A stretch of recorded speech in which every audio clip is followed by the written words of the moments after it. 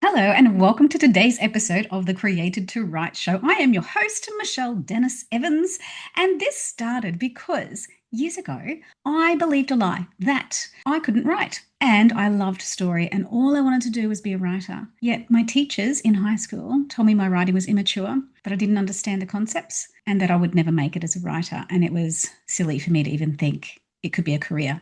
So I believed that lie for way too long. And it wasn't until my 30s, when my third child was born, that I did a course and I learnt how to write. The desire never left me. That dream never left me. And today, hang around because I'm going to share 10 top tips. I don't even know if they're my top ones. They are 10 tips for the aspiring writer. I'm going to share 10 tips. They're probably not the top 10. They're just 10 things that have come to me for an aspiring writer so that you don't get stuck in that wanting to write but not writing for years and years and years like I did. Okay, so number one, why are you writing? What do you want to write? Who do you want to write for? You know, some people just want to get out their biography so that it's a piece of history for their family, and that is okay. And some people just want to do more journaling and make it pleasing and aesthetic and just something that may be used later or just for themselves to look back on. So they've got a record and an account of what the Lord was doing in their life throughout their different stages. And then there's fiction, which is what I love to do, write story. Jesus told parables. So I believe we can grow, learn, and heal through reading stories. And then, of course, there's nonfiction of every subject out there possible. What is your expertise, and do you want to share that with the world? So know why you are writing to start with. And I think I actually didn't really know. I thought I wanted to write for magazines. I thought I wanted to write more poetry. And then after I did the course, I realized that it was novels that I really did want to write. And my natural writer's voice landed in the young adult field. And so that's who I've been writing for. Young adults, the older teenagers mostly. So that's my first thing. Number one would be know why you want to write. So once you've got that sorted, let's look at number two. So you know why you want to write. Have you started? Or do you just keep going, one day I'm going to? What I want to say is just do something.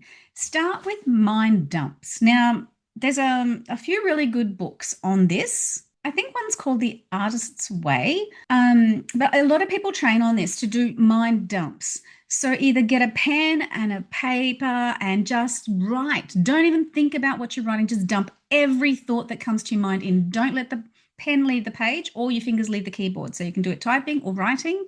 There is a really good connection with helping your mind unlock things by writing and seeing those words come out on the page, and the whole physical aspect of actually physically writing. I've done it both ways. It actually works for me both ways, typing or writing, to unlock something else. So dump, dump, dump, dump, dump. And don't stop. Give yourself a timer, whether that's 5, 10, 15 minutes, and just dump everything out until you've got nothing else, and then see what you want to write after that. Okay. And staying consistent. Give yourself, it does work for me. I write in the mornings at the moment. It used to be night. And so I had a time, I've always had this time that this was my writing time. And it doesn't happen every day, but it happens most days. And so that's the time I'm at my computer and I'm working on my writing.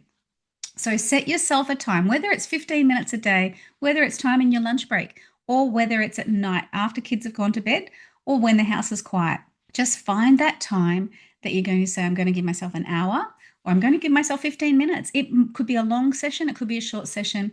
You're going to sit there and you're going to put something down on paper, whether it's the mind up or whether it's actually planning out what you really want to write. It's staying consistent and getting a little bit done each day. If you were to write one page per day, how many pages are you going to have written at the end of the year? More than a book, right? So you can get this done. It just takes consistency. Number three. Okay, this is one I had to overcome. Oh my goodness. I would start, and I would start, and I would never get past the first chapter because I would have to then rewrite it, revise it, make it perfect. It didn't make sense. Rewrite it. Don't worry if it's messy when you first start. Just keep going to get it finished. Overcome perfectionism. It's not meant to be perfect. Your first draft is meant to be messy. So just keep writing until you've got the complete work out, then go back and clean it up from the beginning.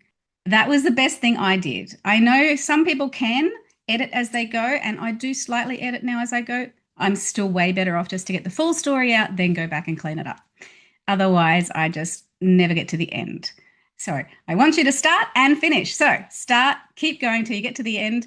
Don't be a perfectionist. Let it go. Be messy in the first draft. Know that it's all fixable. Okay. And as much as my teachers frustrated me when they told me that I wasn't going to be a writer and I couldn't write and my writing was immature, they were right. They were right. I needed to learn how to write. And at the time, they didn't really have the skills to teach me how to write. And I possibly didn't have the capacity to learn at that stage of where I was at through high school. And so I did a course. And do not underestimate getting good at your craft. Okay, take a course. There's so many YouTubes that are available, free courses, paid courses. Get into a writers group. Be a student of the craft. If you're a student of the craft, you can only get better at what you do, and therefore you will be happier with what you produce when you write. Now, some people are natural writers and they really don't need to learn a whole lot. They're just born amazing. I had to learn an awful lot, and I am still learning, and I'm always growing to become a better writer so that what I write lands better for the reader because I want it to land with ease. I don't want them to have to work hard to understand what I'm trying to mean. So it's learning how to bring what you're putting on page so that it lands for the reader. And often you've got blind spots. You're blindsided by parts that you think are great when just another set of eyes or a mentor or a teacher will help you find those holes in your work to make it sing. And that's what you want to do. You want to have a really good quality piece at the end. That's four things. Now, I mentioned this one before. Number five, I'm going to say is community. I did mention join a writers group.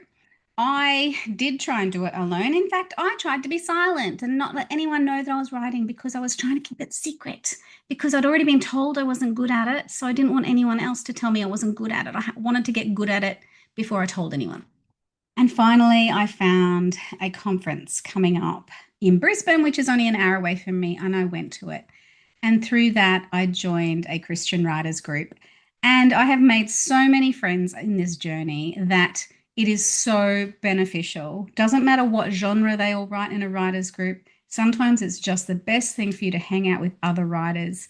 And then as you continue in your writing, to find people in like genres is also beneficial. So it's both, having both from different genres, just people who are creatives and writers around you to help you and to be community. We were meant for community. We were meant to be in community. We were never meant to be a lone island. And even though a lot of writers are introverts, you still need people around you. Okay. And then you can retreat back to your computer, your desk, or your notebook and write on your own if that's what you love to do. And side note, I love writing in cafes. I love having noise and music and everything around me. And I love drafting things when there's lots of noise around me and I can watch people and get other little things in my mind going about how people are doing things. What is that? How do I write that when they do that with their hands? Fun fact. I did a full podcast on this one a little while ago, embracing feedback. It is invaluable, and do not think that you don't need it. You do. We all need feedback when we're trying to get better at something, and it's finding the right person to give you feedback so that you can hear it well to make your work better. Not every editor, not every critique partner will speak your language. It's just practicing to find the right people who do speak a language that you can hear from and grow through so that you can get better. This is one I struggle with. Number 8, Sailor, taking moment to rest, taking maybe a Sabbath. I grew up on a dairy farm. My dad worked every day. The cows did not cross their legs. They needed to be milked every day.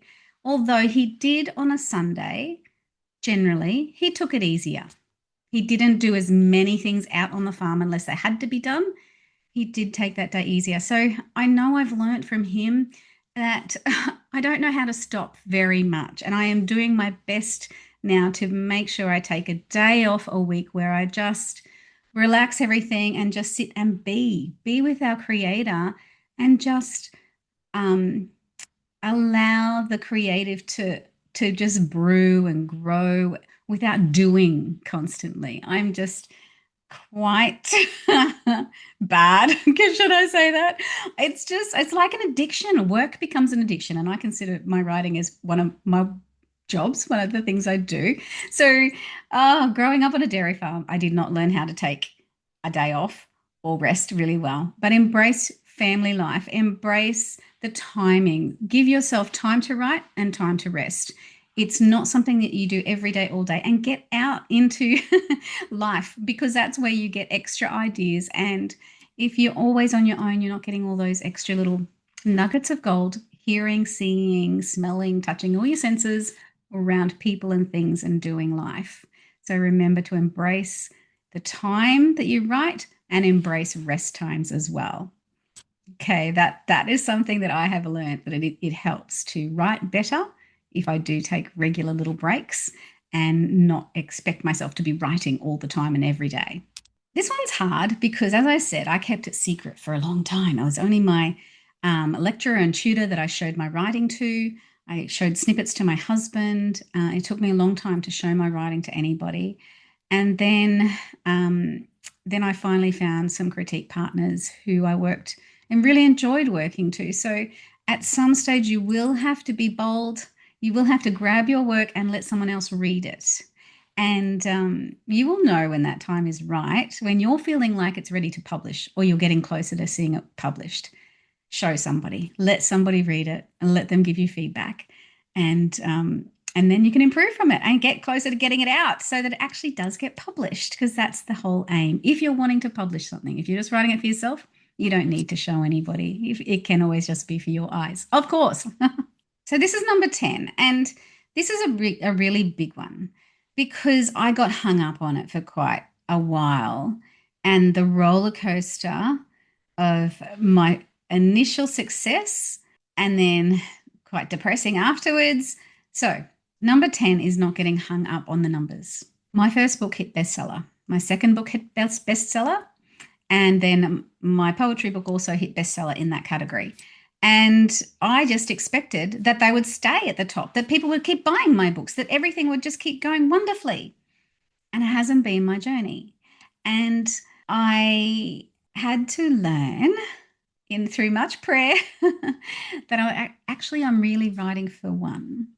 I'm writing for the one who reads it, and I'm writing for the one because it's the gift he's given me, and I am doing it as stewardship of my gifting now. And so remembering that everything I write is to honor the Lord, and it's for that one set of eyes that God might bring my books to. And if it touches one person, it's worth it. And that was when I took the pressure off the numbers. So whatever it is for you, remove the numbers out of it. Don't think about the stats, the followers, the comments, the this, the that, the that. You'll get yourself I got myself messed up over it. So pull it all back in and just remember you're stewarding the gifting that the Lord has given you, the desire on your heart. So give it back to him and see what he does with it for you. Okay, there's 10 tips for an aspiring writer. There are plenty more out there, and I might do a second one of these ones. Thank you for hanging around to the end. Please hit that like and subscribe. Leave a review. Reviews are really helpful as well. Remember to jump on your favorite bookseller's website and go and leave a review of a book you've loved recently. It really does help the authors, and it's a free way to support them. And until next time, remember you were created to create and created to write.